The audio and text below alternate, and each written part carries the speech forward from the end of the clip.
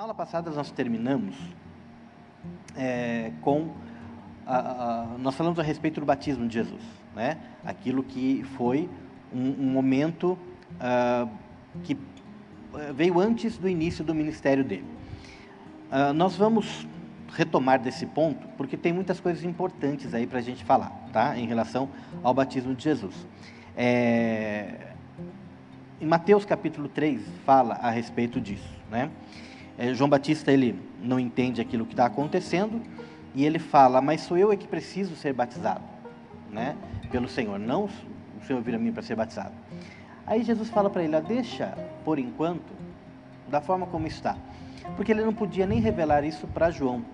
Primeiro, ele estava confirmando ali a questão do próprio batismo que estava sendo feito, que havia sido iniciado por João Batista, mas que ainda não havia revelação do seu sentido amplo, do que significava a morte e a ressurreição de Cristo, né?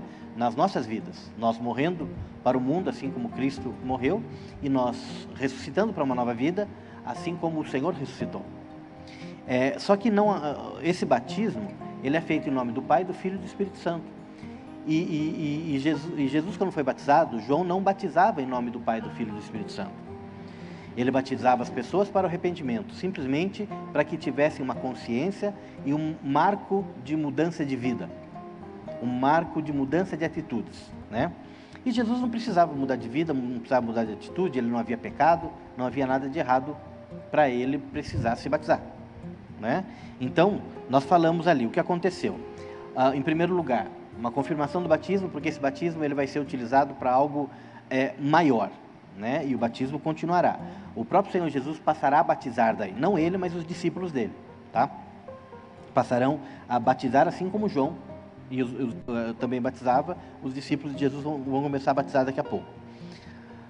Mas existe o segundo ponto que nós colocamos aqui, que é o ponto exatamente da necessidade da unção sacerdotal de Jesus.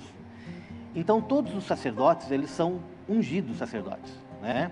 Então se derrama o óleo sobre a cabeça deles, desde a eleição de Arão, se derramava o óleo sobre a cabeça deles, e eles ali eram consagrados, sacerdotes. E quem consagrou Jesus sacerdote? Porque ninguém derrubou o óleo sobre a cabeça de Jesus. Nenhuma linhagem sacerdotal reivindicou o sacerdócio de Cristo. Mas nós falamos ali, nós vimos, no momento em que o Senhor ele é batizado e ele sai, né, ali da água, nós temos a presença do Pai, do Filho e do Espírito Santo. Quer dizer, o Filho sendo batizado, o Espírito Santo na forma corpórea de uma pomba, e o Pai dizendo, este é o meu Filho amado. Quando ele diz, esse é meu Filho amado, ele diz algo muito além do que simplesmente eu estou contente com você. Eu estou contente, esse é meu filho, estou contente com ele. Não é isso que ele está falando. Porque o ungido, o Cristo, ele é o ungido. E o ungido é aquele que foi escolhido, que foi eleito para a unção. Então, Jesus precisou ser escolhido. E quando Deus fala assim, esse é o meu filho amado, ele está dizendo, esse é o meu eleito. É esse que eu escolhi para a obra que está proposta. Então ele diz, esse é o eleito, ou esse é o escolhido, esse é o ungido, esse é o Messias, esse é o Cristo. Porque a palavra Cristo, né, significa Messias, que significa ungido. E o ungido ele é escolhido. Então, ali o Pai está declarando, esse é o Messias. E o Espírito Santo descendo sobre ele, essa unção é derramada sobre ele. E aí, nesse momento, a gente tem um momento fantástico de unção sacerdotal. No texto, em Mateus capítulo 3, eu vou ler o versículo,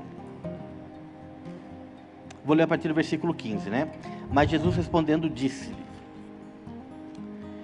deixa agora, porque assim nos é conveniente cumprir toda a justiça. E essa questão de cumprir toda a justiça. O que seria cumprir toda a justiça, né? porque o Senhor é justo. E por que ele fala isso, cumprir toda a justiça? Isso tem a ver com o texto que está lá em Números, capítulo 4, versículo 30. Números é o quarto livro da Bíblia. Ele fala o seguinte, Números 4, 30.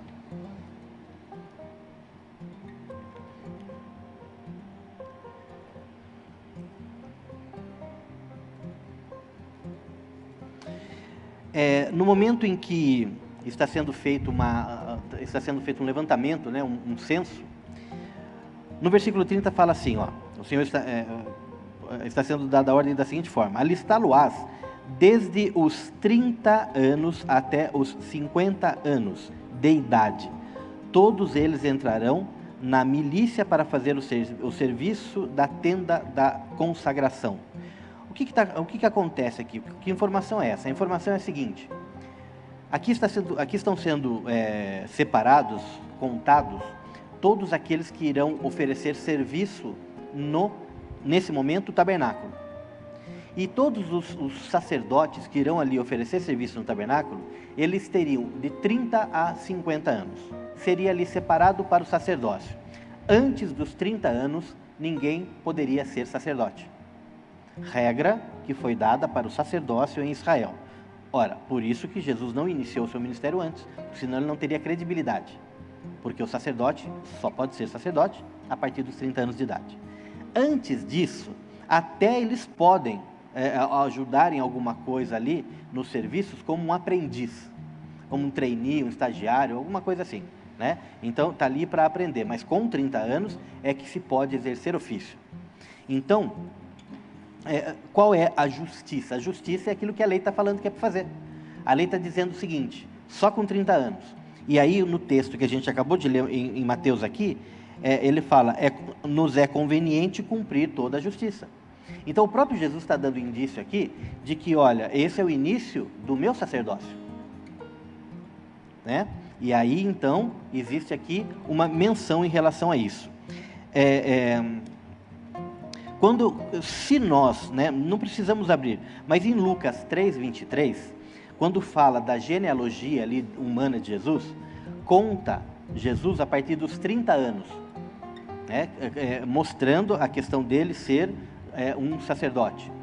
Então, depois, se vocês olharem a genealogia em Lucas, vocês vão perceber. Então, isso tem a ver com a questão dos 30 anos. Ponto. Né? Jesus dando indício do início sacerdotal dele. Agora, quer ver algo até um pouco mais claro para a gente fechar isso? Vamos ver Lucas 3, 22. Lucas 3, 22 nos traz o seguinte texto.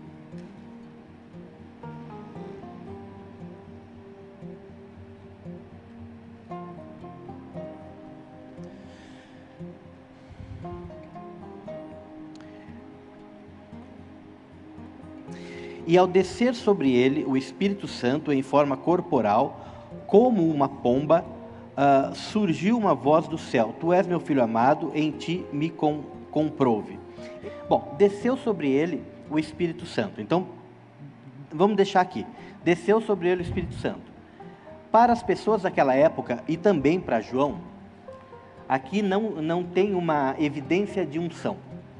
Ótimo. Mas no capítulo 4, versículo 18,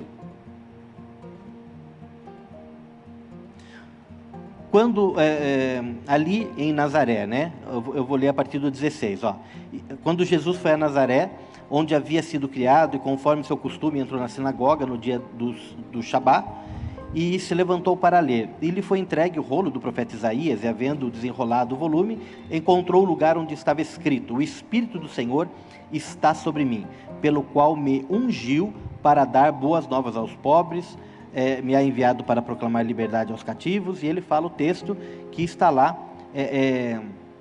em Isaías. Ele diz aqui que o Espírito do Senhor estava sobre ele. E o momento em que o Espírito do Senhor se manifestou para que isso ficasse evidente é exatamente aqui no 3:22.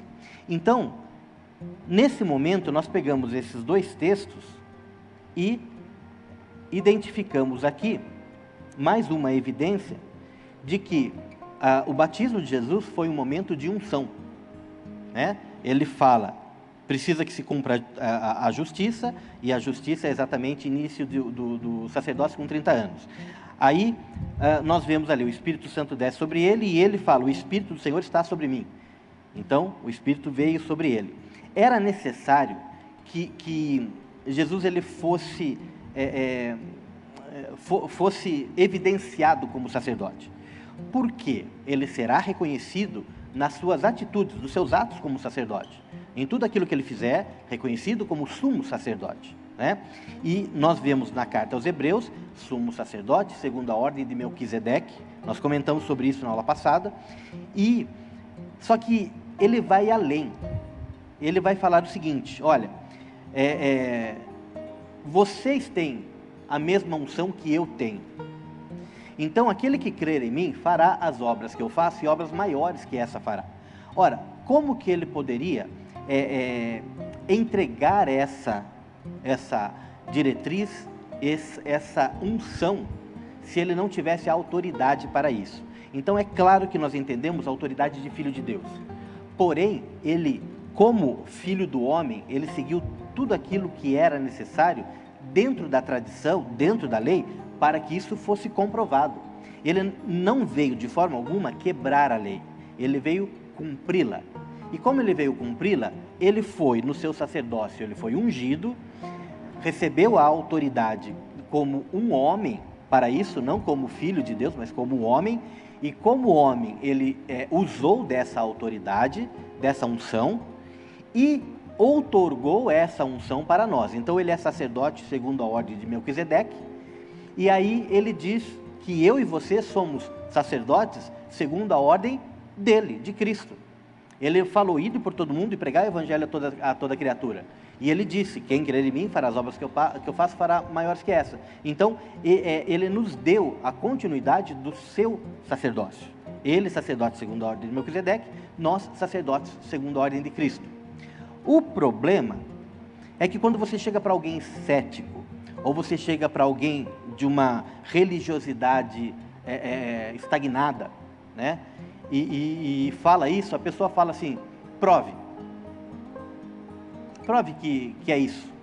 Bom, os versículos aqui, eles nos dão essa direção.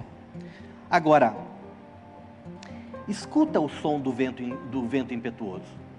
Escuta, porque quando a pessoa falar prova, é claro que você pode mostrar o texto, é claro que você pode mostrar a palavra, mas o Senhor, ele disse o seguinte, que ele colocaria em nós tudo aquilo que nós precisaríamos falar e tudo aquilo que nós precisaríamos fazer. E o Espírito do Senhor, ele se moveria através das nossas vidas com poder, da mesma forma que se moveu através da vida dele. Então, quando a pessoa falar prova, ou quando você estiver frente ao ministério, à obra, frente a uma necessidade, frente ali ao seu chamado, o Espírito Santo vai se mover de uma forma que na hora, nós mesmos vamos ficar assim, pasmos. Porque essa obra não é minha, essa obra não é tua. E o maior interessado em fazer com que essa obra, ela possa ir para frente, ela possa dar os seus frutos, ela possa crescer, é o próprio Senhor da obra, o autor da obra, que é Jesus Cristo. Então, ele foi e deixou o Espírito Santo. Na hora de você ter que provar, de você ter que mostrar, fica tranquilo, só ouve o som do vento, porque o Espírito Santo vai começar a se mover através da sua vida. Você vai falar coisas que você não preparou, mas que um dia você pagou um preço de ouvir, de anotar, de estudar, de ler, de fazer um devocional no seu quarto, de estar num discipulado. E aí o Senhor vai trazer uma palavra, aquela palavra que está guardada dentro de você, e Ele vai tirar isso de você e vai usar isso, porque você já pagou um preço. Sem nós termos pago um preço, isso não será possível. Não é possível eu, vazio daquilo que é o meu Senhor, daquilo que é a palavra do meu Senhor, Ele me usar na palavra. Ele pode me usar como testemunho daí. Eu tenho testemunho, então no meu testemunho Ele vai me usar. Mas para Ele me usar na palavra, eu tenho que ter comunhão com a palavra. Da mesma forma que eu tenho que ter um testemunho para Ele me usar como testemunho. E Ele tem que me dar experiência para Ele me usar com experiência. Mas eu preciso me colocar à disposição para isso. Então, aquilo que eu der para o Senhor, para que Ele possa usar, para que Ele possa me encher, para que depois isso possa vir a ser usado, é isso que vai ser usado. E vai acontecer. E aí você vai orar e a pessoa vai perceber a presença de Deus, vai perceber que o Espírito Santo está ali. Você vai falar e ela vai ser convencida pelo Espírito Santo. Você vai orar e a pessoa vai sentir a presença do Espírito Santo. Vai haver cura, vai haver milagre. A gente vai ver daqui a pouco como que é o evangelismo. Como que o Senhor fazia o evangelismo. E não é diferente. E a gente tem que tirar da cabeça, é porque era Jesus. Ué, era Jesus, então se era Jesus e você dá todo o crédito porque era Jesus, dá todo o crédito para aquilo que Ele falou. Vocês farão obras maiores do que eu fiz. Eu nem imagino que obra maior é essa. Eu nem imagino fazendo um décimo da obra de Jesus. Mas Ele falou. Então dá crédito, né? Dá crédito porque Ele falou. E vai acontecer. E se eu não tiver fé, e se isso não for uma atitude através da minha vida, não vai acontecer mesmo. Eu estou perdendo tempo, eu estou com um evangelho raso, eu estou com um evangelho mentiroso, eu estou simplesmente perdendo tempo. O que eu estou, assim, eu leio e eu separo aquilo que eu quero acreditar.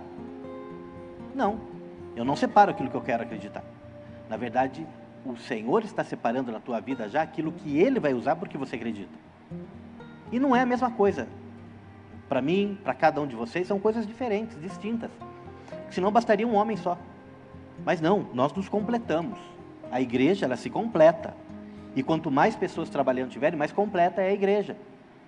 E por que a igreja tem falha? Porque nós estamos limitados e porque as pessoas não estão sendo agregadas exatamente por causa da nossa limitação. Então, se eu me colocar para fazer a obra, e se as pessoas começarem a ser agregadas, e se começar a crescer, e se nós começarmos a multiplicar, a igreja vai ser mais eficiente, porque é tudo pelo poder do Espírito Santo. Mas não dá para sobrecarregar.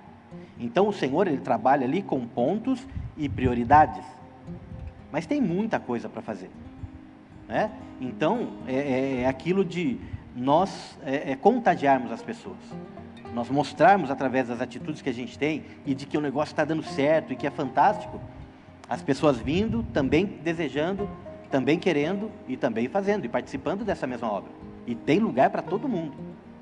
Bom, então,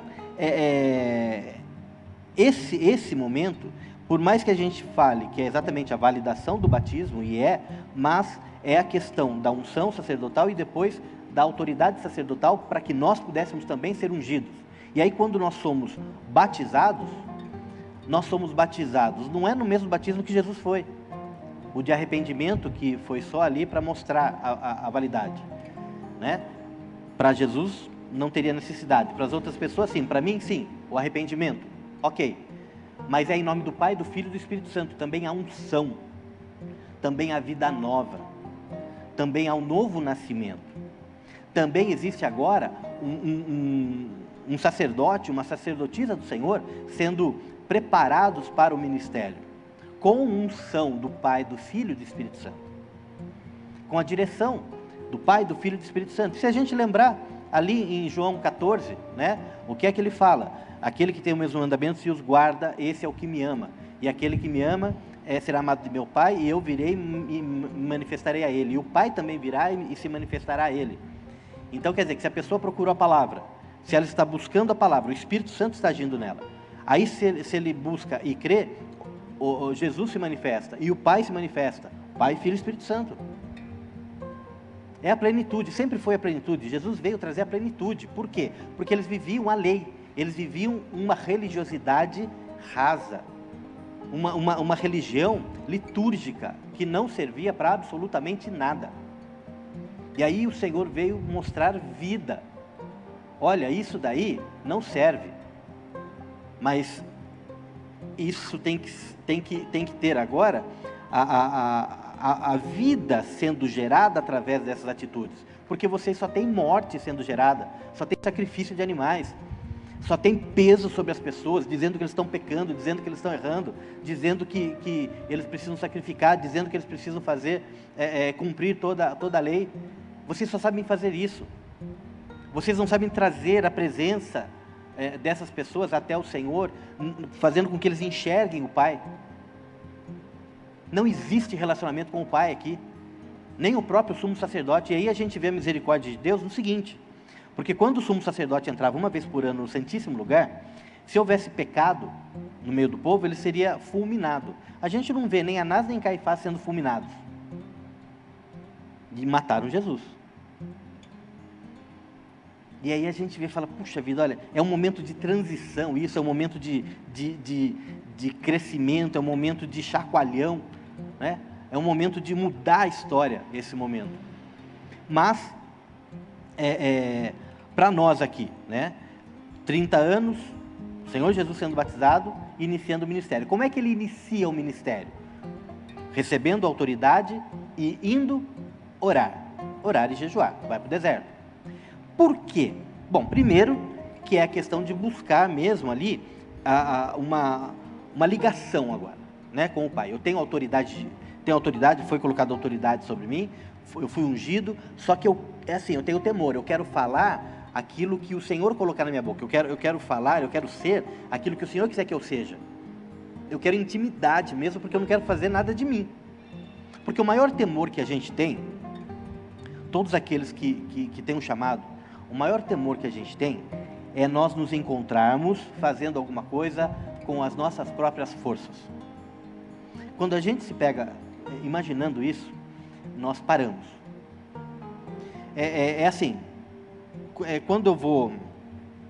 a minha oração diante do Senhor, né? Se eu vou pregar, ou se eu vou ministrar uma aula, se eu vou fazer alguma coisa, Pai, se é de mim, não me deixa chegar, não me deixa fazer, que dê errado, que o Senhor impeça que eu suba para pregar, que eu... Por quê? Porque eu não quero que seja nada de mim, porque eu darei conta disso daí diante do Senhor, e não pode ser, tem que ser o Espírito Santo falando, tem que ser o próprio Deus trazendo ali primeiro na minha vida, e depois em todos aqueles que estiverem ouvindo a mensagem. Então não pode, o temor que nós temos, vou evangelizar alguém na rua, sou eu? Não. É o Espírito Santo que convence, o ministério do convencimento é do Espírito Santo, não é meu. Não fui eu que preguei e salvei 300 almas. Foi o Espírito Santo. Esse ministério é dele, eu só preciso ser o canal, só. Nenhuma alma foi salva por minha causa, foi salva pelo meu desprendimento em deixar o Espírito Santo agir. Isso é diferente, isso é muito diferente. E aí infelizmente existem as igrejas que você vê na placa, aqui tem o pastor dos 9 dons, aqui tem o pastor que faz isso, aqui tem o pastor... Tem igrejas assim no Brasil inteiro. E o próprio ministério pastoral não pertence à pessoa. O próprio ministério evangelístico não pertence à pessoa. O profeta não pertence à pessoa. É o Espírito Santo. Nós vamos estudar epístolas paulinas. Paulo fala que o Espírito Santo distribui como lhe convém, como lhe apraz, como lhe agrada, como ele quer. É ele que dá. Então, nós temos que ter esse entendimento. Muito bem, e aí o que Jesus faz então? Jesus, ele foi um canal para aquilo que o Pai veio fazer, para aquilo que o Espírito Santo fez através da vida dele. Jesus veio ser um canal perfeito, mas ele também veio ser um canal no ministério, mas ele veio ser também o sumo sacerdote e a oferta, e aí também como função ministerial da vida dele, e aí não foi como canal, né? Ser a oferta não foi como canal daí, mas quando ele se retira para o deserto, ele vai buscar essa intimidade com o Senhor. Sempre fica na nossa cabeça assim, mas ele não é o próprio Deus? Ele não estava na criação, não foi ele que falou todas as coisas, tal? Sim, o Deus Filho, que se esvaziou da sua glória, está lá em Filipenses. Ele se esvaziou de tudo isso, nasceu sem lembrar nada disso. Depois ele entendeu que era dele que estava falando, né? Aquilo que se falava a respeito da criação, tal, estava falando a respeito dele. Ele entendeu isso, mas jamais ele lembrou que foi isso. Depois da sua ressurreição, provavelmente, tá? Mas como filho do homem, não. Então ele foi buscar essa intimidade. Depois que terminam os 40 dias ali de jejum, e é o seguinte, não é um jejum sem comer nem beber água, beber nada durante 40 dias. Porque se fosse, ele teria feito no poder de ser um Deus.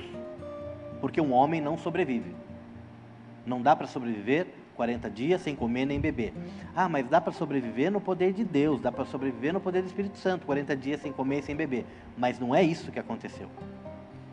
O jejum de 40 dias é aquele jejum de você não se alimentar e não se hidratar, além da necessidade mínima que o seu corpo precisa.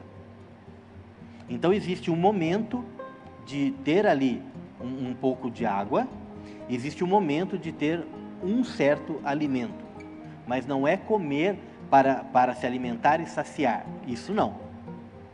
É uma abstinência, tá? Mas com uma quantidade mínima diária para que consiga sobreviver os 40 dias. Porque senão seria no poder de um Deus. E ele fez o jejum de um homem.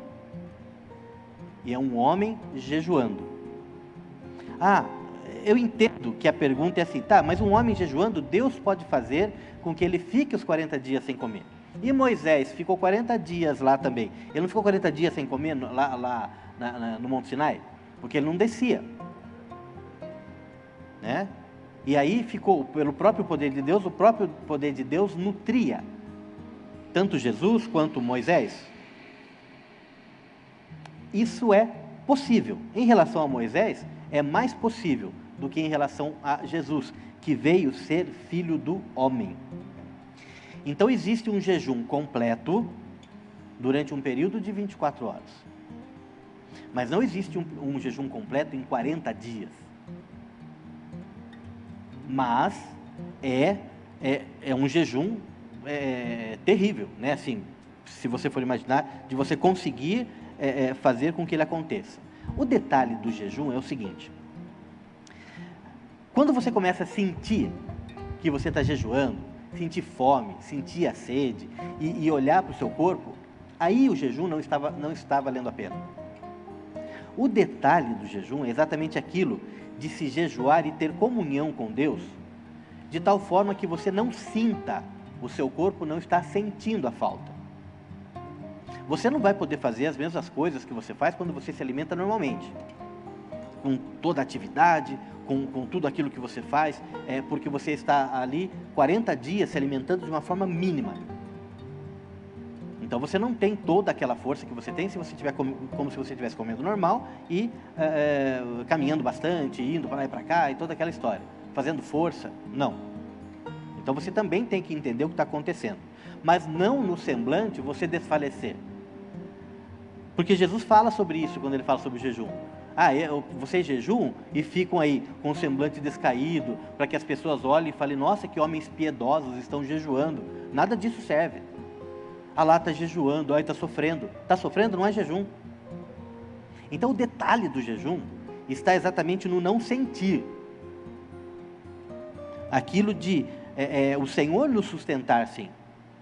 Mas, dependendo do jejum que você faça, é exatamente aquilo de você ter alguma coisa mínima para você se nutrir.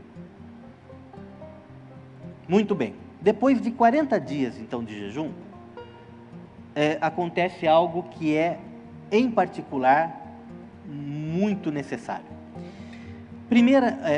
A primeira carta de João, não o Evangelho, a primeira carta de João, no capítulo 2, versículo 16. Anote aí, se você quiser, você abre. Diz assim, 1 João 2,16.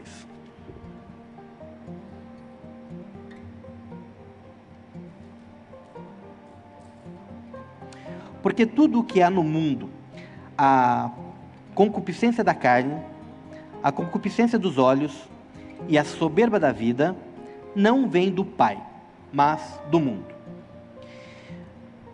Nesse ponto, o Senhor ele resume através de João aqui o pecado, o mundo. o mundo pecador, com 3 pilares. Quais são esses pilares? Concupiscência dos olhos, concupiscência da carne e soberba da vida. Ou seja, é aquilo que você vê e deseja, aquilo que você vê e você quer para saciar e se sentir bem, e aquilo que você tem e te faz sentir maior que qualquer coisa, te faz sentir uma pessoa que não precisa de nada, que não precisa de ninguém, que não precisa de nada. Você é superior a qualquer coisa. Então, você vê e deseja, você vê e quer se saciar, satisfazer os seus desejos com aquilo, e você se acha superior.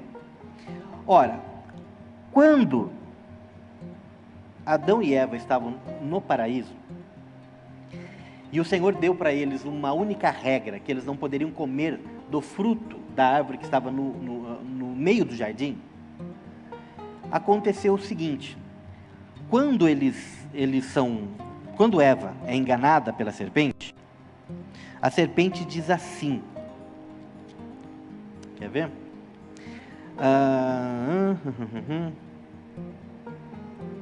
Tá. No capítulo 3, Gênesis, tá?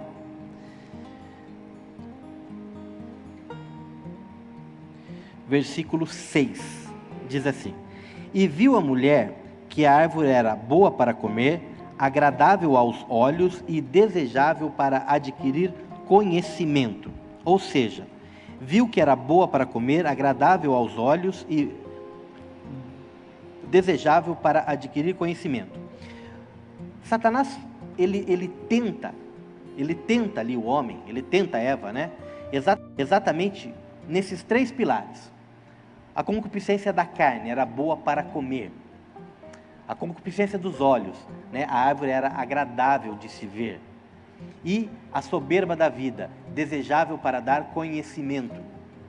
Esses 3 pilares foram usados, que é exatamente tudo aquilo que existe no mundo pecador, os 3 pilares do mundo pecador, para fazer as pessoas continuarem em pecado. Esses 3 pilares foram utilizados e Eva sucumbiu, e Adão sucumbiu. Era necessário também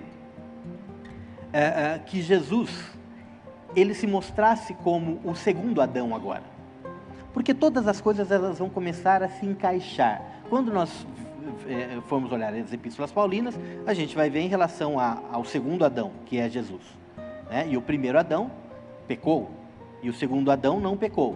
E aqui nós temos o momento dessa prova. Só que eu vou retroagir mais ainda.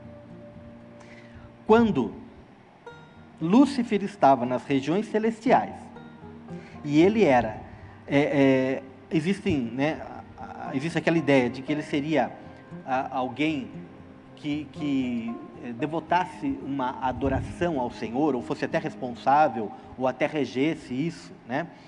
O fato é que ele tinha 1/3 dos céus como seus seguidores em adoração ao Senhor. E quando ele organizava, quando Lúcifer organizava essa adoração ao Senhor, isso era fantástico.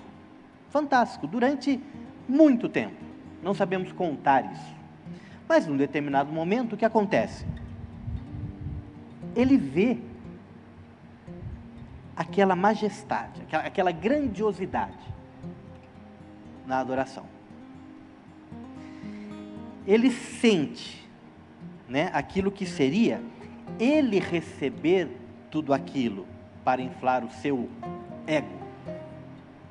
E entende que isso seria algo que o elevaria e o faria se sentir como o próprio Criador, como sendo o Senhor, como sendo igual ao Senhor poderoso. Concupiscência dos olhos, concupiscência da carne e soberba da vida. É óbvio que nós não falamos em carne para os anjos, né? Nós falamos de um outro tipo de corpo, mas eu estou fazendo aqui um comparativo. Os olhos e a soberba da vida, tudo bem, essa aplicação de concupiscência da carne é a satisfação da pessoa que eu estou empregando aqui. Então, isso começou com Lúcifer. Concupiscência dos olhos, concupiscência da carne, soberba da vida. Porque, é assim, no céu, nas regiões celestiais, tudo era perfeito e não existia demônio e não existia pecado. E através de um magnífico anjo de luz, que sentiu orgulho do que ele fazia, e aquele orgulho subiu ao coração dele, de tal forma que ele falou não na aplicação daquilo para o Senhor, ele quis para ele. Quando ele fez isso, o primeiro pecado surge. Não existe demônio nenhum, e existem os anjos todos, os seres celestiais, e ele é um ser magnífico, um anjo de luz. Um dos arcanjos do Senhor, dos principais anjos da região celestial. E ali o pecado surge. Então a sequência é: orgulho gera pecado. Quando isso acontece, as trevas não podem subsistir com a luz. O Senhor imediatamente lança Lúcifer das regiões celestiais para longe dele. E com ele cai 1/3 das regiões celestiais. E quando ele cai neste plano físico, fazendo todo o reboliço no cosmo, né? Fazendo toda a anarquia que fez e cai nesse plano, aqui ele muda e é transformado em demônio. Então olha, orgulho gerou pecado, pecado gerou demônio.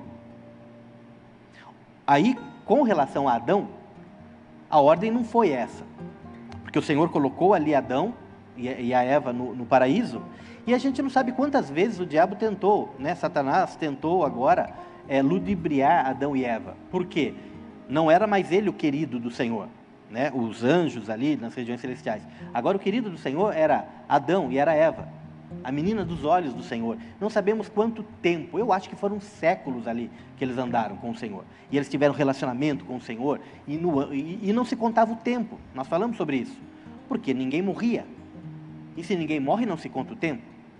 Tem necessidade de contar tempo? E ali eles viveram essa comunhão com o Senhor. E num determinado momento, então, eles só foram enganados porque Lúcifer se disfarçou, se transvestiu, né? numa serpente. E ali ele conseguiu enganar Eva. E Eva conseguiu trazer Adão para o pecado. Mas testando, como nós vimos aqui, na concupiscência na concupiscência dos olhos, na concupiscência da carne e na soberba da vida. Adão e Eva pecaram. No mesmo pecado, digamos assim, que Lúcifer. Lúcifer queria ser igual a Deus. O que ele fala para Adão e Eva? Não, podem comer, porque Deus sabe que quando vocês comerem, os olhos de vocês se abrirão e vocês serão como Ele. O mesmo pecado que Lúcifer sentiu, ele quis colocar no coração de Adão e Eva, e eles sucumbiram. Agora chegou a vez de Jesus. O que acontece aqui é que Jesus ele é provado nos 3 pilares do pecado. E nesses 3 pilares do pecado, Jesus só vence de forma espiritual e com a palavra. Então, o texto está ali em Mateus 4, do 1 ao 11, é só ler, tem a ordem correta dos fatos. Mas o que fica aqui é exatamente o nós estarmos preparados. É eu ter a minha vida organizada para responder, principalmente na hora em que eu sou pego de surpresa. Então eu estou fraco, ou eu sou pego de surpresa, ou alguma coisa tenta me ludibriar, e eu preciso estar preparado. Porque Satanás ele é astuto, ele quer pegar a gente na fraqueza, ele quer pegar a gente na hora do descuido, ele quer nos pegar na distração. Nós podemos ter os nossos momentos de lazer, os nossos momentos de alegria, de estar descansando, perfeito, não tem problema nenhum. Nós precisamos disso como homens. O que nós não podemos é descuidar da nossa vida espiritual. Então, posso viajar, posso passear, posso ter com a minha família momentos? Devo. Porque aquilo que se eu não tiver com a minha família, esses momentos, eu não vou poder levar para fora da minha casa um exemplo de uma vida abundante que o Senhor promete. Essa vida abundante começa na minha casa, no meu relacionamento com a minha esposa, com os meus filhos, E eu tenho que levar para fora aquilo que eu vivo dentro de casa, senão eu serei hipócrita. Porque eu não posso brigar dentro de casa e levar alegria para fora de casa. Hipocrisia da minha parte, isso não é aceito por Deus. Isso é extremamente aceito pelo diabo, mas não é aceito por Deus. Não multiplico o que eu não sou. Eu sou e dou testemunho do que sou, senão não serve. É claro que eu posso usar exemplos para completar isso que eu estou falando. Então, quando eu pego uma parábola, quando eu pego um texto bíblico, eu estou pegando algo que eu não foi eu que vivi aquilo, mas aquilo já fez efeito na minha vida. Então, eu completo essas coisas. Eu uso uma história para ajudar a ilustrar, e eu levo a direção da mensagem para as pessoas. Mas eu preciso ter as experiências que eu tenho. Então, aí acontecem duas coisas. Primeiro, nós precisamos passar por situações adversas na nossa vida, para que a gente vença as situações adversas na nossa vida e a gente possa ser usado com autoridade para ajudar as pessoas que estarão passando pelas mesmas situações adversas em suas vidas. Ou para que eu possa ajudar com autoridade as pessoas a passar pelas suas dificuldades porque eu passei pelas minhas. Então não existe eu não passar por dificuldade, chegar para alguém e falar assim, viu, vai dar tudo certo com você. Como é que eu sei? Por que eu estou falando isso?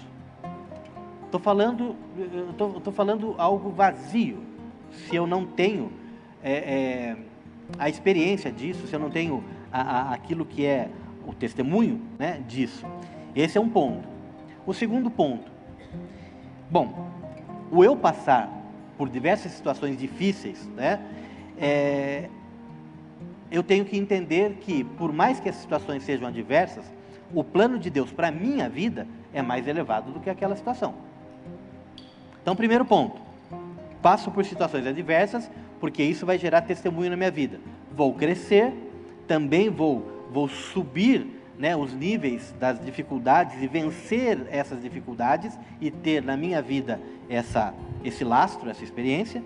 Mas, quando estiver passando pelas necessidades, eu também tenho que lembrar que o propósito e o plano de Deus para mim é maior do que essa necessidade, é maior do que essa dificuldade. Por que eu vou desanimar?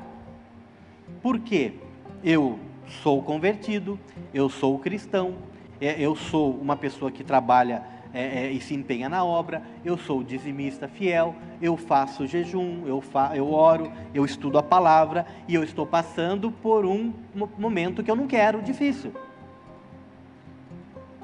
E aí?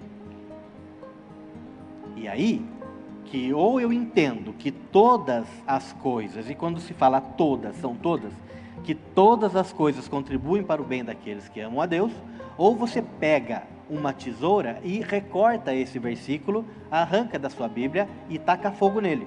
Tem uma coisa escrita atrás, tá? Cuidado para não perder 2 versículos. E fala, não, na minha Bíblia não tem mais esse versículo.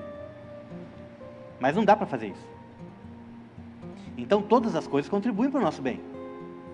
Todas. E quando eu falo todas, esquece as boas, as ruins, que dói.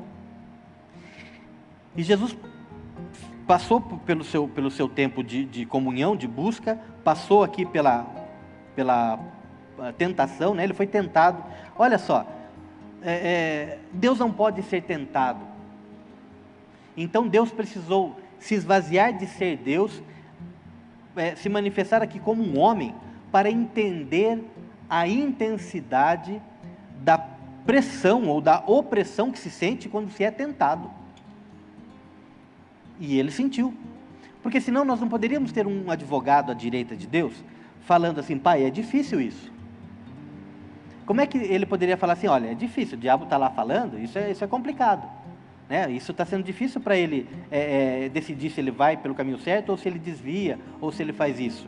É difícil. Como é que ele poderia saber que isso é difícil? Para Deus nada é impossível, e Deus não pode ser afrontado, Deus não pode ser machucado, Deus não pode nada disso.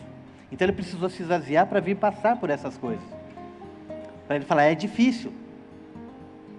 Deus não pode ser machucado. Jesus foi machucado, sentiu dor. Deus não sente dor. E aí ele fala, pai, dói. No corpo corruptível, isso é terrível. Ele precisou passar por tudo isso. Aqui, um Deus que se esvaziou da sua glória sendo tentado. É absurdo, mas ele não era Deus, né? Aqui ele está se colocando como filho do homem. E ele vence aquilo que Satanás não venceu, e ele vence aquilo que o primeiro Adão não venceu. Agora ele se coloca na posição, então, do segundo Adão, do resgatador. Do resgatador da raça humana. Tá? Quando Adão ele cai no pecado, Satanás aponta para Deus e fala: olha aqui, ó, eu errei e recebi o castigo. Olha aqui, ó, ele errou. Aí o Senhor fala: tudo bem, ele vai receber o castigo, mas tem só um detalhe: ele só errou porque você foi lá. Se você não tivesse ido lá, o homem estaria até agora na minha presença. Então, como você o enganou, eu vou mandar então um outro homem agora para ajudá-lo a voltar para mim, que é exatamente o ministério de Cristo. Então, você fez tudo aquilo que seria contra, agora vai alguém fazer aquilo que é a favor. E vai trazer o homem de volta para mim. E aí o homem, quando aceita Jesus Cristo e deixa o Espírito Santo se mover na santidade na vida do homem, o homem volta a ter a condição que Adão e Eva tinham sem ser tentados, que é a condição que apaixonou o coração de Deus. Então, é aquela condição que Deus amou, né? Quer dizer, olha, o homem, ele se mantém em santidade diante de mim e me adora. E existe um detalhe muito grande: Adão e Eva viam Deus face a face, tudo bem, mas nós não vemos. Nós não vemos Deus face a face, nós o sentimos. Nós sentimos o manifestar dele, mas nós não o vemos. Nós entramos no nosso quarto, dobramos o nosso joelho e adoramos o Senhor. Aquilo que Lúcifer não foi capaz de fazer. Vendo Deus face a face, o negou. Por isso, para nós há perdão, e para Lúcifer não. Ele viu e negou. Nós não vimos, nós não vemos o Senhor, mas nós acreditamos naquilo que a gente sente. Nós acreditamos naquilo que a gente vive. Nós acreditamos no mover dele na nossa vida. E nós acreditamos que as pessoas também podem sentir o que a gente está sentindo, sem ver, mas pela fé. E isso move o coração de Deus a nosso favor. Sabe, é tão intenso aquilo que Deus tem para nós, é tão profundo, se a gente deixar a santidade nos levar à intimidade com Deus. O plano de Deus para o homem é tão grande. Depende de nós, né? Depende de nós organizarmos a nossa vida para ir de encontro com aquilo que é o propósito de Deus para ela. Bom, Jesus ele passa aqui então por essa prova, né? Que foi exatamente a prova que Lúcifer caiu e que Adão caiu, e ele se manteve fiel. Eu comentei uma vez que existe uma oração que a gente faz, e essa oração cai direto no colo de Satanás. Essa oração chama-se murmuração. Então, oração é aquilo que você fala para Deus. Tudo aquilo que você fala para Deus, você está falando para Ele, Ele está recebendo. Quando você está no seu dia a dia, você está murmurando, sendo você um homem ou uma mulher de Deus, essa murmuração chega como uma oração no colo de Satanás. Ele pega isso para conseguir, para tentar conseguir te destruir. Então, murmuração é uma oração para o diabo. E o jejum que a gente faz para o diabo, qual é? Bom, se eu enfraquecer a minha carne, né, e eu deixar o meu espírito, se voltar para o Espírito de Deus, isso me fortalece. Nós temos também a questão deste livro ser chamado de alimento, né? A palavra de Deus é um alimento para a nossa alma. Se eu o como, se eu o recebo, eu me fortaleço. Mas e se eu não o como? E se eu não o leio? E se eu não o recebo, eu jejuo ele. Quando eu jejuo da palavra, ou seja, quando eu não tenho comunhão com a palavra, eu enfraqueço o meu espírito. Eu estou jejuando para a carne. Eu estou para fortalecer a carne. Eu estou jejuando para o diabo. A gente não percebe nada disso, mas são todas as coisas que o diabo usa. Usa a nossa oração para ele, que é a murmuração. Ele usa o nosso jejum da palavra para ele, para que a nossa falta de conhecimento possa fazer com que ele tenha mais força. E a gente não percebe. E a igreja, ela é perita em orar para o diabo e jejuar para ele. A igreja de Cristo. Olha que triste. Então, tem que começar por nós, tem que começar pelos líderes, tem que começar por aqueles que têm um chamado.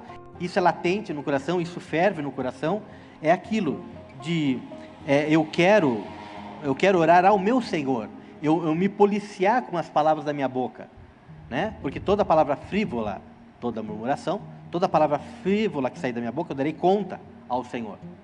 Não posso. E se eu jejuar essa palavra, eu não tenho espada, eu não tenho como lutar, eu não tenho como me defender. Então eu tenho que entender que eu estou no reino de Deus e eu tenho as armas espirituais para lutar. E eu tenho que usá-las. Posicionamento, é isso que eu preciso ter. Preciso ter posicionamento em relação às coisas de Deus, né? Então, a gente falou de jejum, falou do fantástico jejum de Jesus e do medíocre jejum que nós fazemos para o diabo, né? Bom, que mais? Continuando, aí a gente tem, na sequência dos acontecimentos, né? Quando Jesus ele volta do seu jejum, ele é alimentado pelos anjos e ali ele se fortalece. Ele está passando ali onde João Batista estava, onde ele foi batizado, e João fala para André e para Simão Pedro, Cefas, né? Fala a respeito de Jesus. Eles perguntam, quem é esse? Esse é aquele que você falou que era o Cordeiro de Deus?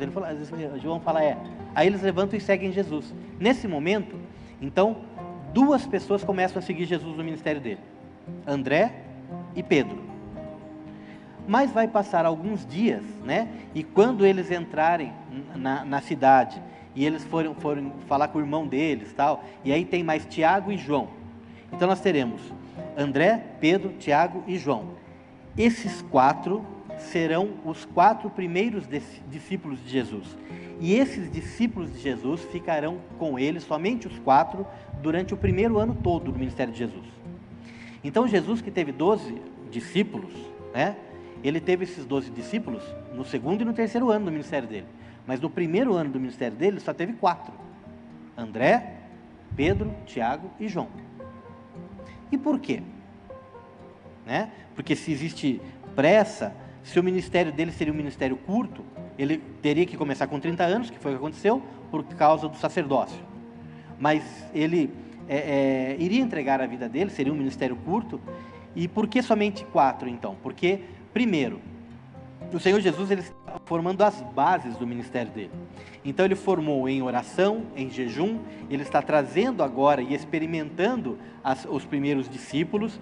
Ele vai começar a fazer os primeiros movimentos evangelísticos para que isso tudo possa ser experimentado e como experiência na vida de um homem e como testemunho ministerial na vida de um homem, ele possa trazer mais pessoas, dar a eles a certeza, não somente daquilo que é o principal, da palavra de Deus dizendo que vai dar certo, mas olha, eu já fiz e é assim que dá certo, e aí fazer com que isso se multiplique, para que esses 12 daí possam, em terem visto como aconteceu, poderem multiplicar. Porque não dá para você multiplicar aquilo que você não participou. Então é assim, eu vou fazer discípulos.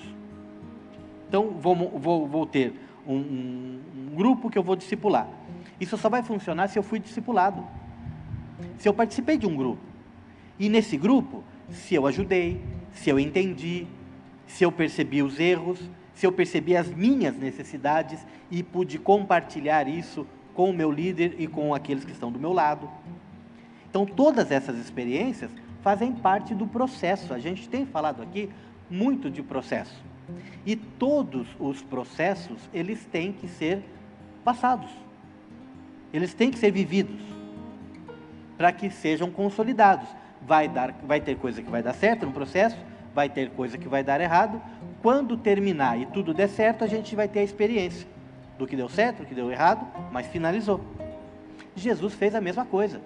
Jesus ele não recebeu do céu uma estratégia e colocou em prática, deu certo e acabou, não. Vocês vão ver que vai chegar uma hora que Jesus vai falar assim, olha, aquele que não comer da minha carne não tem parte comigo, aquele que não beber do meu sangue não tem parte comigo. O que acontece? Todos os seguidores vão embora. Todos. só ficam os 12. Ele tinha ali centenas de seguidores, e ele está falando isso. Quando ele fala isso, o pessoal fala, não.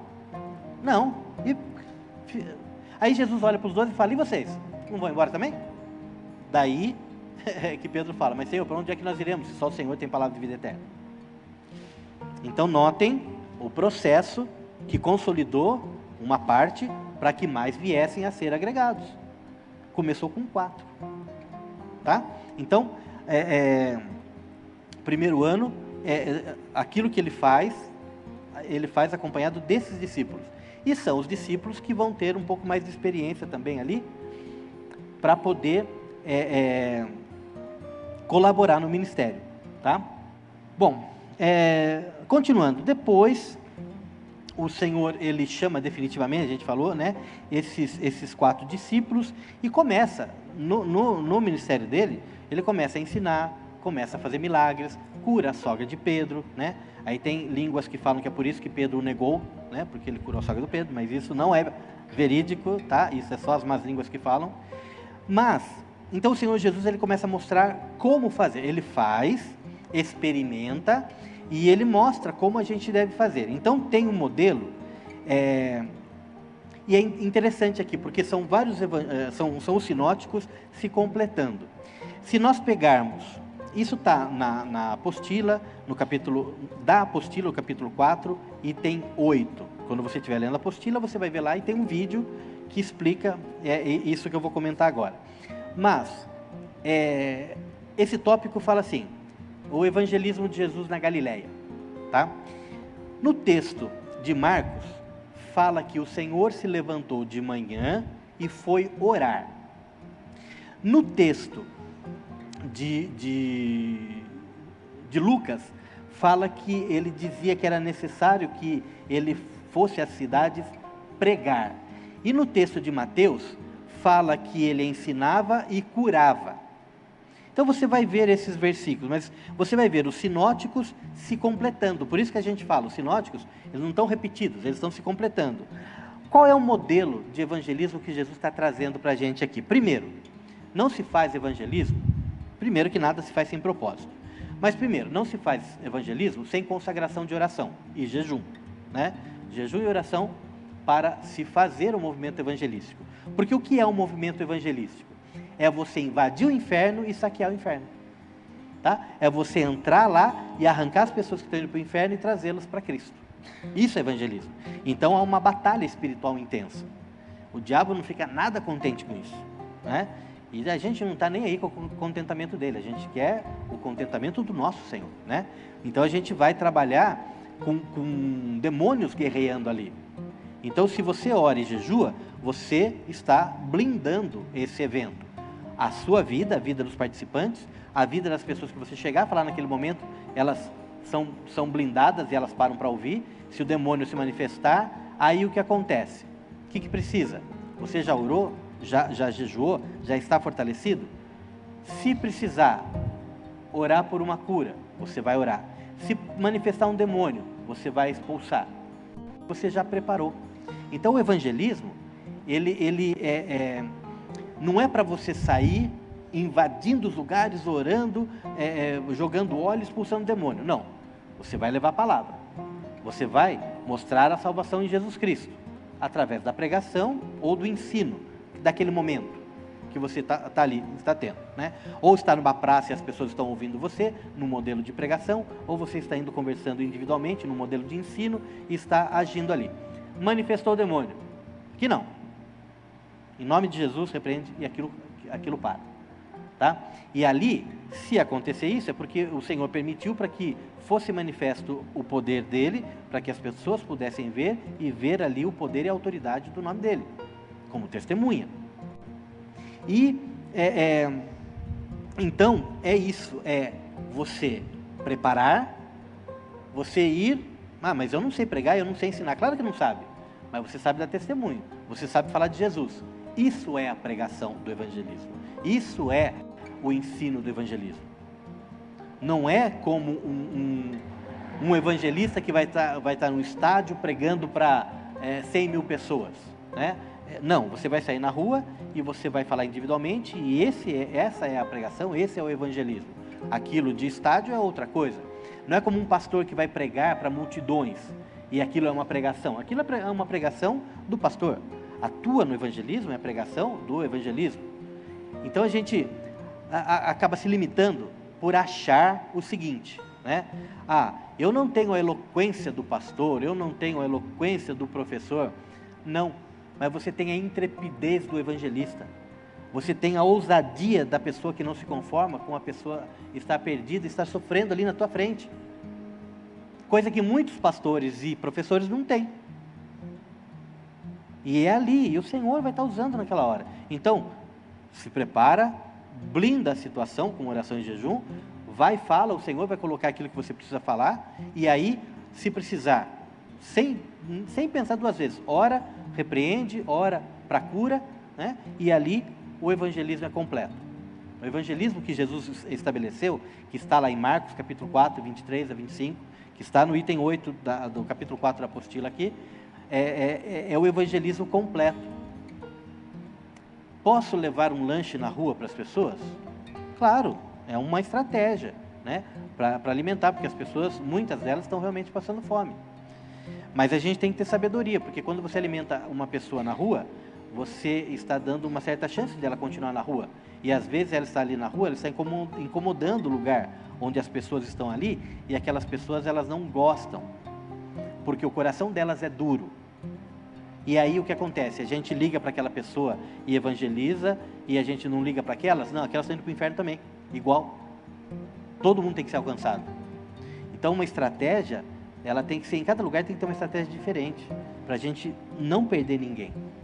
O que está ali tem que ser alcançado, e o que não quer que aquele esteja ali também tem que ser alcançado. Então a gente tem que saber como faz, né? E o Senhor vai nos dar as estratégias certas, não se preocupe, tá?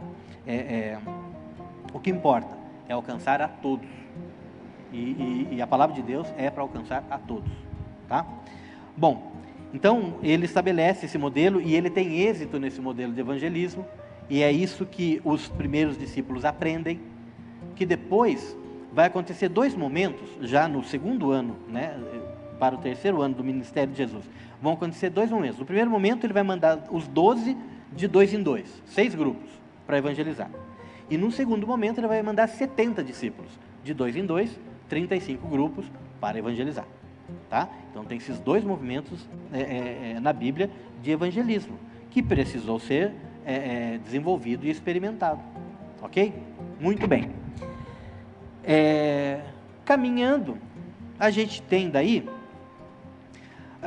as primeiras parábolas. Não são os primeiros grupos de parábolas que Jesus fala, mas tem as primeiras parábolas. E o que viria a ser essas parábolas, né?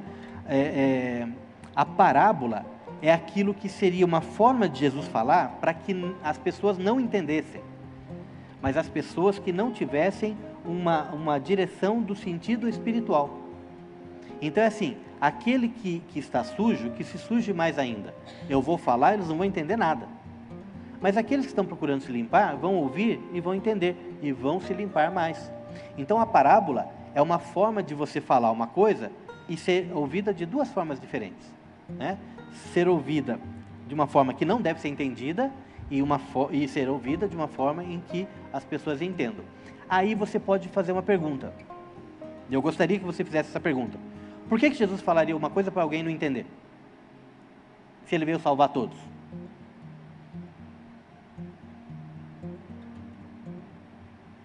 Porque as pessoas estão negando. As pessoas não estão aceitando. E como o que é a base, né, do evangelismo, a base do relacionamento com Deus, é o livre-arbítrio, se a pessoa quer, ela tem toda a chance de entender e estar sendo recebida. Mas se ela não quer, se ela está afrontando, então o Senhor, ele não tem também interesse em fazer com que essa pessoa ela entenda. Por quê? Porque ela não quer, ela já definiu que ela não quer, tá? Então o Senhor, ele está pregando, ele está falando a mesma coisa para todo mundo. todo mundo está ouvindo. Ele está fazendo o mesmo milagre, todo mundo está vendo, todo mundo está ouvindo. Ok, tem muitos que estão aceitando, entendendo, muitos que não estão, e estão afrontando. Aí ele lança uma parábola. Quando ele lança essa parábola, é um divisor daí, definitivo. Não é que Jesus só falava em parábola. Ele falou 40 parábolas registradas aqui. Mas não é que ele falava só em parábola, ele falava normalmente, né? E soltava uma parábola.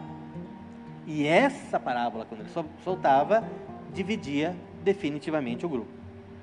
Mas dividia conforme o coração deles, né? Então era para que não entendesse, porque eram pessoas que estavam querendo ali simplesmente afrontar e negar o que estava acontecendo. E aí Jesus falava, daí ele falava, agora que eu não entendi nada mesmo. Daí o outro grupo se maravilhava.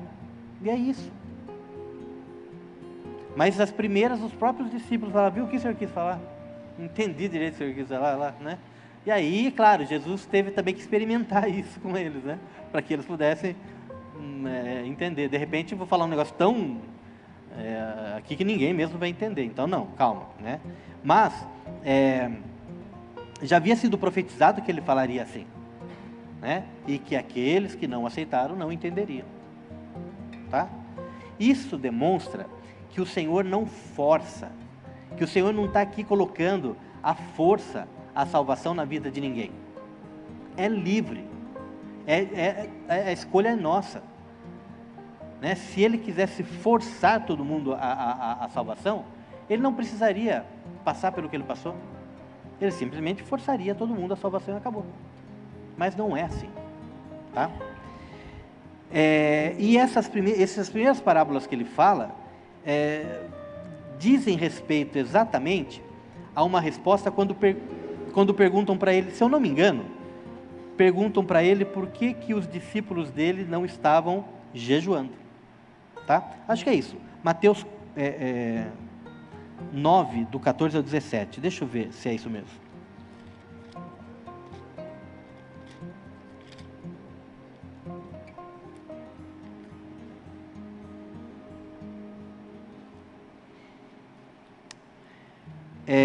Então se aproximaram dele os discípulos de João, dizendo, por que nós e os fariseus jejuamos, os seus discípulos não jejuam, né?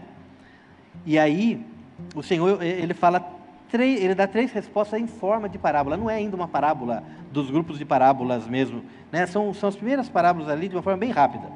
Ele fala das núpcias do noivo, e ele fala do remendo novo em roupa velha, e ele fala do vinho novo em odres velhos, tá?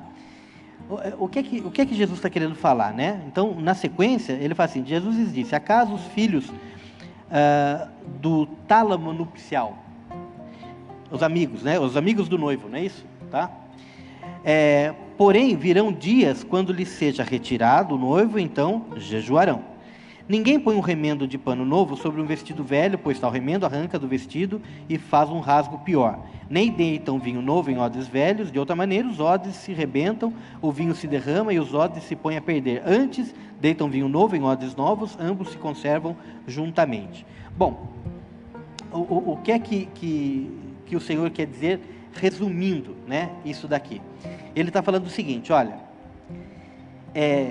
a forma como vocês faziam as coisas, a forma como vocês cumpriam, né, vamos dizer assim, o orar e jejuar de vocês, dentro daquilo que é a liturgia da lei, é algo que não tem um sentido, né? Não tem sentido você fazer ali aquele jejum e aquela oração da forma como vocês fazem, pela motivação que vocês fazem dentro da lei. Por que vocês fazem? Porque a lei manda. Vocês não fazem com um propósito, se aproximando do Senhor, assim, moendo a carne, deixando Deus falar em vocês, e vocês tendo vida sendo gerada dentro de vocês. E aí ele fala assim, em primeiro lugar, ele fala, olha, eu estou aqui ensinando essa vida, eu estou aqui trazendo vida, né? Então, por que eles iriam jejuar? Um jejum que mais demonstra arrependimento e morte do que vida, né? Então, eles estão com o noivo aqui, e eles estão sentindo essa alegria, E eles estão vivendo essa alegria, eles estão aprendendo de mim o que é ter relacionamento com Deus, que o jejum deveria levá-los a ter e que a oração deveria levá-los a ter. E mais, essa vida que eles estão tendo comigo é uma vida onde o Espírito Santo está podendo ter lugar na vida deles. O Espírito Santo sempre esteve presente aqui.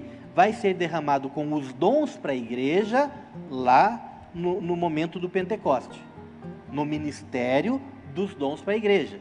Mas o ministério do Espírito Santo de convencer o homem, o ministério do Espírito Santo de estar aqui conosco, nos guiando nos caminhos do Senhor, isso ele já está presente há muito tempo aqui, tá? Então, o Espírito Santo, ele está desde o momento em que ele pairava sobre a face das águas, lá no começo. Agora, o ministério do Espírito Santo sobre a igreja vai ser inaugurado no momento de Pentecostes. Mas o Espírito Santo tem muitos ministérios. Por que eu falo isso? Deixa eu fazer uma abertura, depois se eu esquecer, vocês me fazem voltar aqui. Porque muitas pessoas falam assim para mim: pastor, eu não sou batizado no Espírito Santo, então eu não tenho Espírito Santo. E isso não é verdade.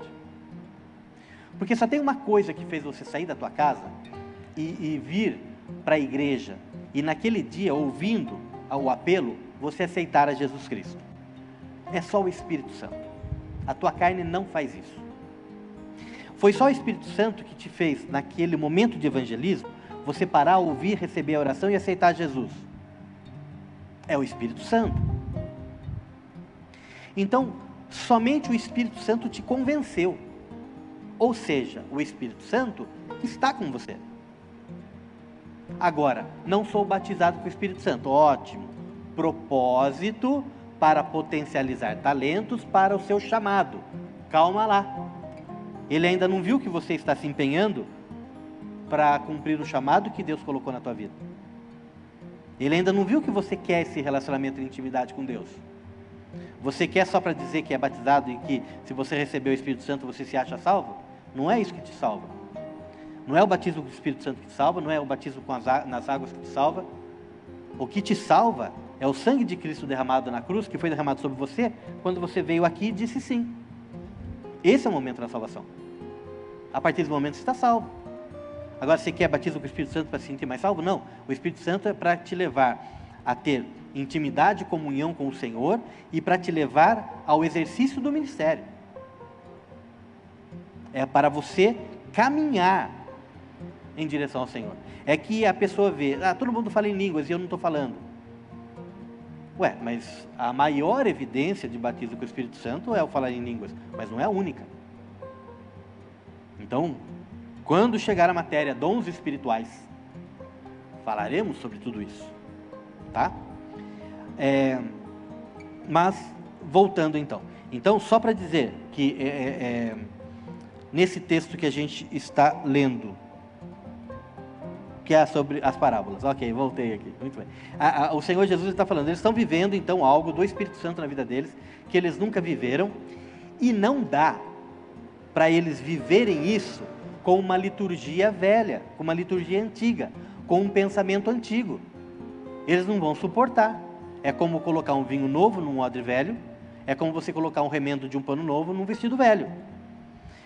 Para que eles possam experimentar dessa intensidade, desse verdadeiro jejum e oração e intimidade direta com Deus, fazendo na vida deles toda a diferença, dentro deles eles têm que mudar os conceitos deles, e isso está acontecendo, para receber o novo do Senhor, porque senão eles vão receber isso e tentar aplicar na lei, e não funciona. Eles têm que receber isso e viver a graça, que eles ainda estão entendendo. Mas se eu falar para eles agora que eu vou morrer na cruz, eles vão se escandalizar. Jesus vai falar lá na frente. Quando fala, daí já veio o próprio Pedro falar, não vai morrer não. Então, lembrando do processo, sempre, né? O que acontece? Eles estão aprendendo de mim como discípulos a entender e enxergar de forma diferente, para receber de forma diferente, aí eles vão fazer. Porque senão eles vão fazer exatamente o que vocês estão fazendo num momento diferente, que agora eu vim trazer para eles. E não serve. Então deixa quieto, tá? Por que eles não estão orando e jejuando como vocês? Porque eles vão viver algo muito mais intenso. Eu os estou preparando para isso. Não é que eles não precisavam orar ou jejuar. É que eles tinham que mudar conceito antes do que é jejum e oração. Aquilo que nós comentamos um pouco aqui agora de pouco, sobre o que é jejum e oração. Falamos nas coisas palpáveis, mas depois nós pautamos na espiritual, que é a que faz a diferença, que é a que tem que ser levada em consideração. Certo? Ok? Muito bem. Aí só que Jesus fez uma grande besteira. Ele curou num sábado. Curou no sábado. Não era para curar no sábado, né? E então, aí na sequência das coisas, tem a questão do Shabá, tá? Quando nós estivermos ali na criação, no Pentateuco, eu vou comentar com vocês a respeito de 7 dias da criação, né? E a gente vai falar a respeito desses 7 dias, que não tem como se sustentar em 7 períodos de 24 horas, tá bom?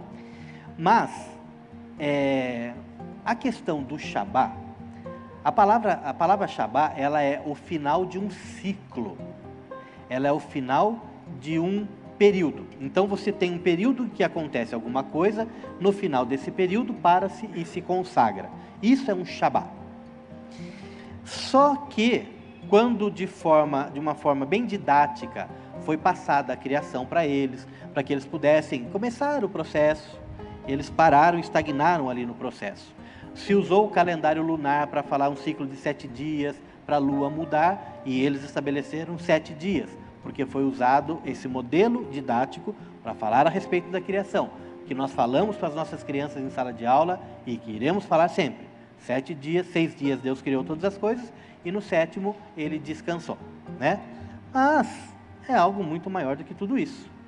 Então, o que acontece? O Shabá é o fim de um ciclo, não é um dia, e você não vive na dependência desse dia. E esse dia não é um dia mais especial que os outros dias diante de Deus. O judeu, ele transformou o sábado em um dia especial diante de Deus. Eu até vejo o valor de você ter um tempo separado todo para dedicar ao Senhor, e é perfeito isso. E foi essa motivação que o Senhor pediu quando eles saíram de um momento de trabalhar todos os dias sem nunca parar, como escravos, né? Não existia ciclo nenhum para eles pararem, tá?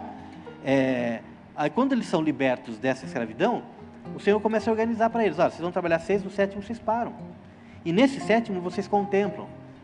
Vejam aquilo que eu fiz, veja o quanto vocês já caminharam, vejam o quanto a gente está indo em direção à Terra Prometida, né? Então, 6 dias vão fazer todas as coisas, no 7º vocês param e consagram isso a mim, porque eles não paravam nunca. E aí o Senhor está começando a ensiná-los a parar para adorar ao Senhor. E o Senhor colocou isso como uma regra mesmo. É obrigado parar um dia para fazer isso. Só que isso foi algo lúdico, para ensinar. Não para que isso fosse a regra. E hoje você pega igrejas que seguem essa questão do 7º dia e doutrinariamente eles falam o seguinte: vai para o inferno quem não guardar o sábado. E aí eu só levanto uma questão: se o sábado te manda para o inferno se eu não guardar, se eu guardar ele me leva para o céu, para que serve a tal da cruz, se o sábado me salva? Para que serve o tal do cabelo comprido? Para que serve a cruz se o cabelo comprido me salva? Para que serve a cruz se o terno me salva? E as pessoas não entenderam. Paulo fala, né? Chega um momento que Paulo fala: tem pessoas aí que guardam dias, que guardem para o Senhor. Mas tem aquelas que não guardam, que não guardem para o Senhor também. O que ele está falando? Olha, tem pessoas que ainda precisam de um entendimento maior a respeito do Senhor nesse processo. Então, eles vão parar e vão consagrar esse dia para o Senhor, eles vão entender, eles vão chegar no nível de entendimento. Mas tem aqueles que já entenderam que tudo na nossa vida é contemplar e adorar o Senhor. Não é só sábado. Falando na nossa língua, é segunda, é terça, é quarta, é quinta, é sexta e sábado e domingo. Então, um dia para o Senhor é pouco. Não é que eu não guardo o sábado. Ou guardar o sábado é muito pouco. Eu guardo todos os meus dias para o Senhor. Todos os meus instantes de vida são sábados. Eu contemplo ao Senhor em todos os instantes da minha vida. Isso é intensidade diante de Deus, que é onde eles precisavam ter partido e chegado. E tem gente que ficou preso nisso. E esse preso faz com que eles acreditem, inclusive, num relacionamento com esse dia, de salvação ou de perdição. E não existe isso. Eu já fui nos lugares esquisitos na vida, né? Eu já fui numa palestra, num lugar assim, onde eles colocam que a marca da besta é o sábado. Guardar o sábado é a questão de você não aceitar a marca da besta. Falando da marca da besta, lá do Apocalipse, e quem tiver a marca da besta não vai ser salvo, e quem não tiver vai ser salvo. Você fala o que você quiser, né? Você pega a Bíblia e você fala, olha, se você comer pastel de carne, você vai para o inferno. E você prova isso na Bíblia, inclusive. Você inventa o que você quiser na Bíblia, se não tiver direcionamento do Espírito Santo, né? Então,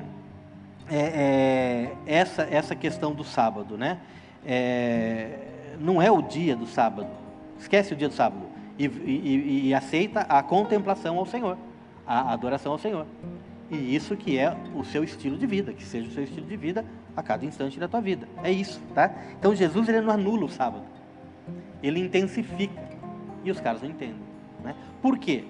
Quando o povo sai lá do Egito, é o seguinte, falando nos nossos dias, segunda, terça, quarta, quinta e domingo, segunda, terça, quarta, quinta, sexta e domingo, não contemplavam o Senhor, não tinham um relacionamento com Deus, era só no sábado.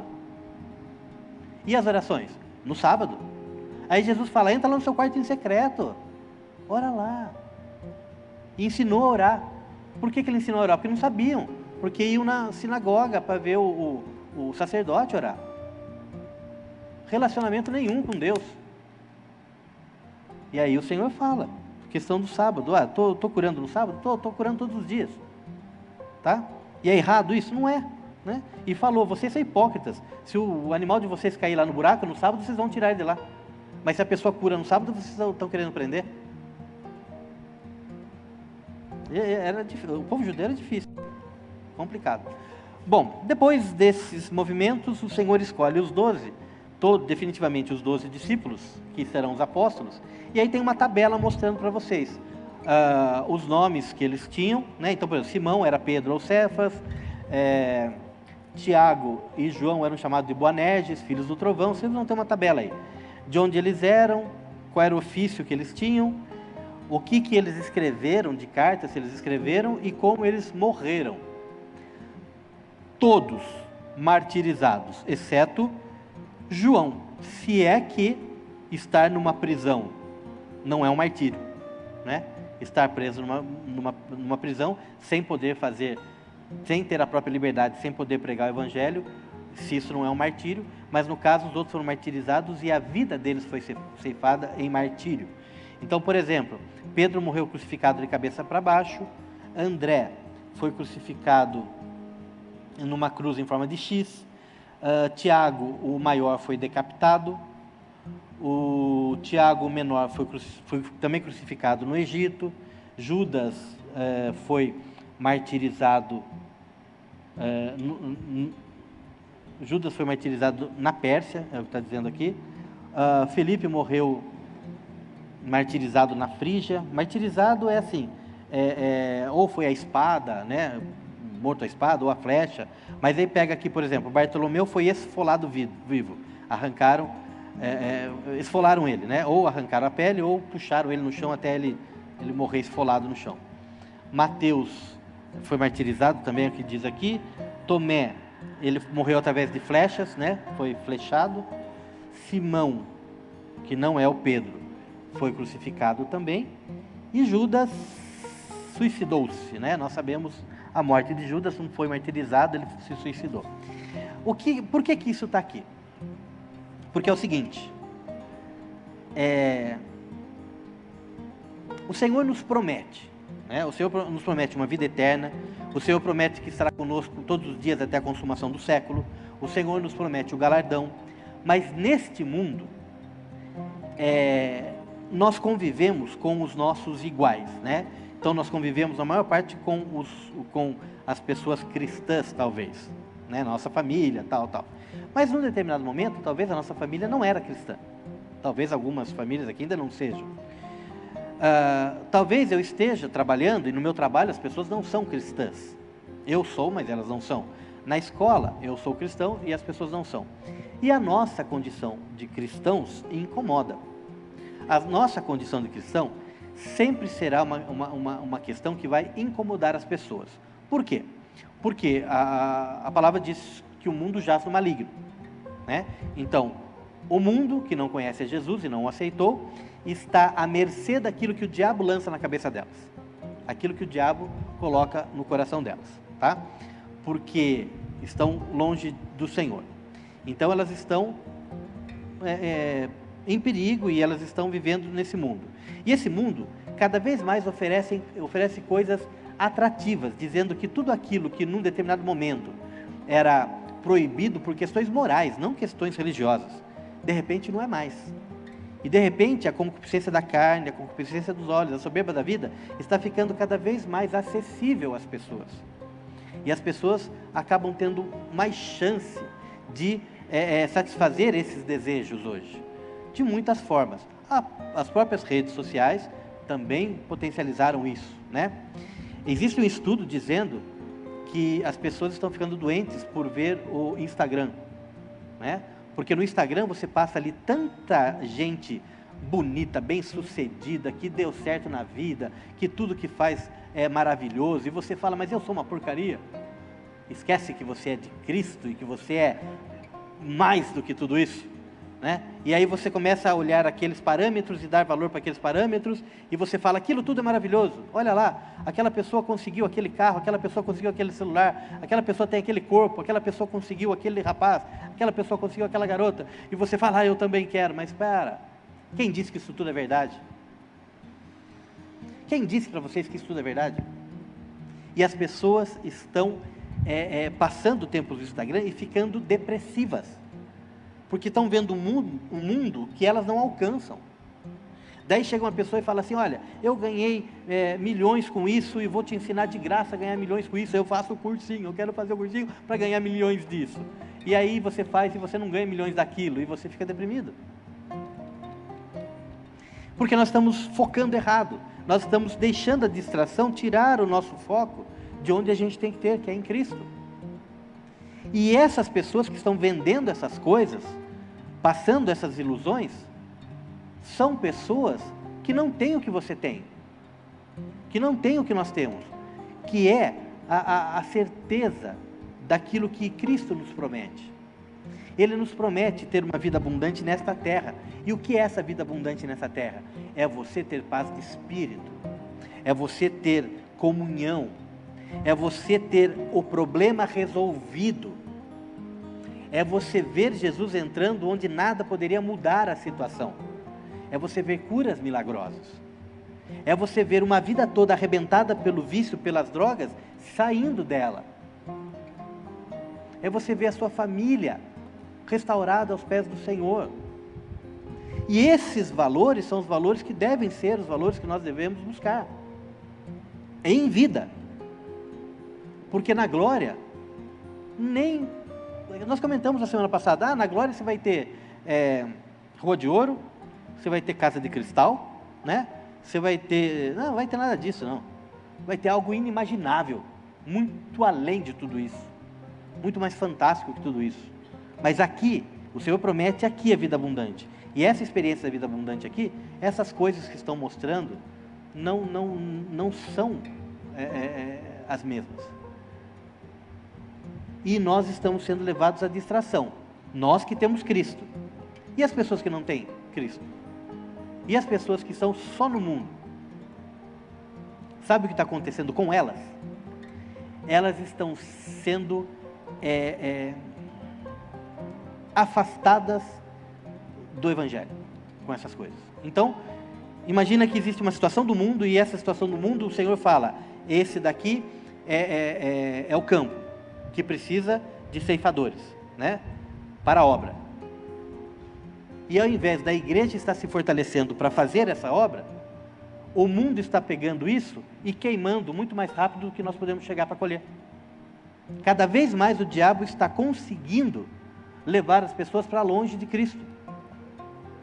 Como se já não fosse dele, ele está tendo cada vez mais estratégias para levar essas pessoas cada vez mais rápido para longe dele, com cada vez mais conceitos que os afastem de um conceito cristão que não te dá nada. Claro que dá. É que a igreja não está falando. A igreja não está mostrando que dá. Por isso que nós temos que entender que nós somos cristãos e que nós temos uma cumplicidade com esse evangelho. Que nós precisamos fazer a nossa parte. Que nós precisamos ver o modelo de Cristo, nós precisamos ver o modelo do que Ele fez. Nós vamos viver a nossa vida, vamos ter os nossos momentos de descanso, mas viver o evangelho não significa que é uma vida de tristeza e de luta. É uma vida de vitória em vitória. É uma vida que nos dá satisfação, muito mais do que as coisas do mundo dão. E aí, só que o mundo olha para a igreja com aquele pensamento, mas será que eu vou para isso? Para ser uma pessoa triste? Que triste. Onde que o cristão é triste? É que nós não estamos mostrando a nossa alegria. Nós não estamos mostrando que vale a pena. E estamos perdendo de lavada para as estratégias do diabo. Bom, por que nós estamos aqui? Porque nós queremos ter comunhão com Deus. Por que eu estou aprendendo a palavra? Porque eu quero cada vez mais ter a certeza que eu estou diante de Deus fazendo a coisa certa. Por que você continua vivo e não vai para a glória? Porque Deus quer nos usar.